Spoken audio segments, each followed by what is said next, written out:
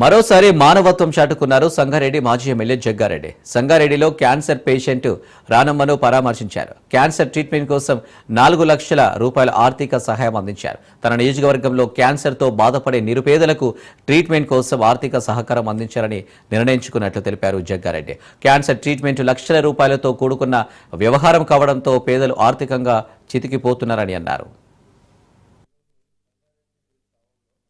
అనే ఒక మహిళ కూరగాయల గతపల్లి 4-5 రోజుల నుంచి నాకు సంబంధించిన కార్యకర్త పూనాంజీ అని సోమేశ్వరరావు, ఈ రాణి కూడా అక్కడ సోమేశ్వరరావు రంగారెడ్డిలో సోమేశ్వరరావు రెంట్కుంటుంది. కొడుకు హమాలి పని చేస్తాడు. ఆమెకు ఈ మధ్యకాలంలో క్యాన్సర్ అటాక్ అయినట్టుంది. రొమ్ము క్యాన్సర్.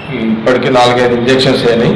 అది ఆరోగ్యశ్రీలో ఇంజెక్షన్స్ కవర్ అవుతున్నాయి. సర్జరీకి 3.5 లక్షలు అవసరం ఉందని వాళ్ళు అడగడం జరిగింది. అందుకని ఈరోజు రొమ్ము క్యాన్సర్ సంబంధించిన 3.5 లక్షలు 50,000 ఖర్చుల కింద 4 లక్షల రూపాయలు వాళ్ళకు అరేంజ్ చేసి ఇప్పుడే రానికి వాళ్ళకు ముఖ్యంగా ఈ క్యాన్సర్ జనరల్గా నా దగ్గర చాలా మంది పేషెంట్లు వస్తుంటారు. అందరికి సాయం చేస్తుంటా.